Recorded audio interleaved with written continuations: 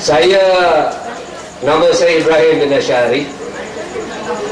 Saya nak bercakap berkenaan dengan yang pertama sekali, saya nak buat tawaran. Ini ketua bahagian SPANG boleh ambil maklumat, boleh ambil maklum. Setiausaha bahagian SPANG boleh ambil maklum. Saya nak buat tawaran kepada semua, saya ulangi, kepada semua anak-anak teras jenang ini, apabila keluar keputusan SPM, sekiranya mendapat minimum 3B dan tidak ada yang gagal, sila berhubung dengan Puan Nuridah. Saya akan bagi borang dekat dia untuk masuk dalam pra-diploma di Universiti Teknologi Merak. Ini kerana saya akan bantu anak-anak kita yang belum belajar supaya dapat tempat di dalam, kita panggil pra-diploma. Okey, dalam pra-diploma semua pembelajaran akan ditanggung, cuma anak-anak kena belajar. Ini tawaran. Sekiranya pada tahun yang mendatang kita mentadbirkan semula negeri, akan lebih banyak tawaran yang akan dikeluarkan dari sudut pendidikan dan kesihatan. Pada malam ini, waktu yang singkat dibagi kepada saya sementara nak tunggu hujan reda. InsyaAllah saya bercakap hujan reda. Saya minta tuan-tuan dan puan-puan pasang telinga, dengar baik-baik. Saya nak bagi tahu institusi keluarga Islam di negara kita sedang terancam. Dengar baik-baik, saya ulangi, institusi keluarga Islam di negara kita sedang terancam dengan bermacam-macam negara, dengan bermacam-macam budaya, dengan bermacam-macam kerenah yang diaturkan. Alhamdulillah, kita menang di dalam penggunaan kalimah Allah. Tetapi ingat, saya minta orang-orang di negeri Selangor khususnya, amnya, dan orang-orang dari teras jenang, kalau nak terima bantuan jangan masuk gereja.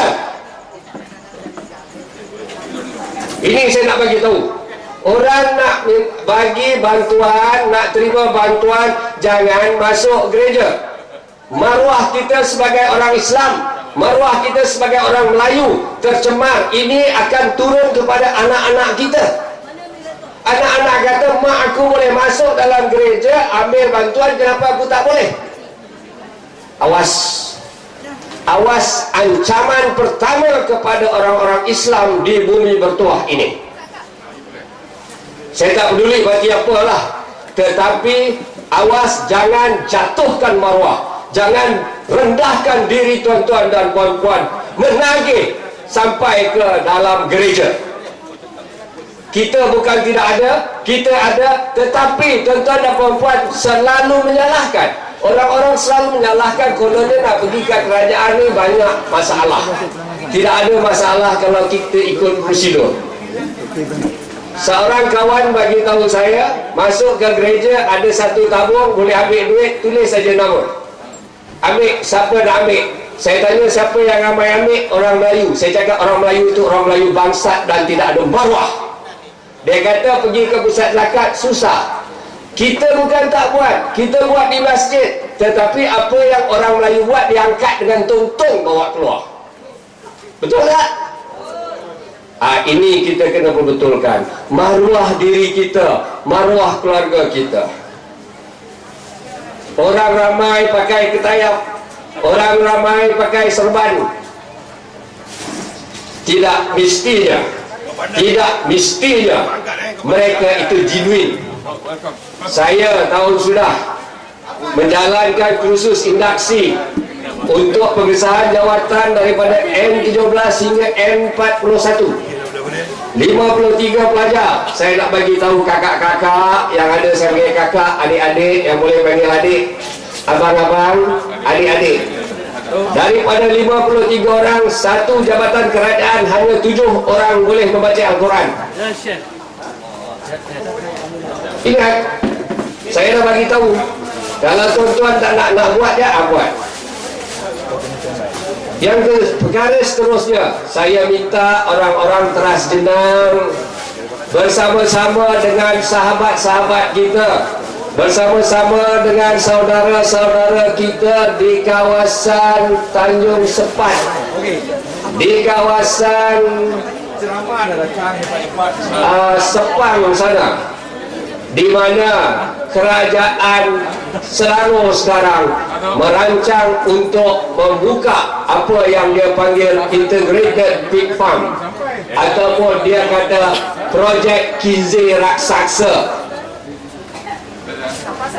Ini ancaman. Saya pergi tengok, saya pergi lihat, bila dia kena JE macam di Bukit Pelanuk, dia tak kira Melayu, tak kira Cina, tak kira India, ambil semua. Awas. Sama-sama kita berdoa, sama-sama kita mendesak kerajaan Selangor di bawah pimpinan PKR supaya projek cincin raksasa itu dipindahkan ke tempat lain, jauh daripada tempat orang-orang Melayu. Bayangkan satu kampung, kalau tak silap saya, kampung Tembuk ke, kampung Tembuk ke, kampung Tumbuk ke, mana lidah tahu, kubur orang Melayu terletak 250 meter daripada kandang babi.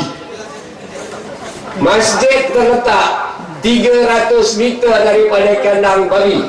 Tahu tak bahaya babi ni? Tahu tak, saya tak mau sebut kinzir lah, saya sebut babi je. Tahu tak bahaya babi ni?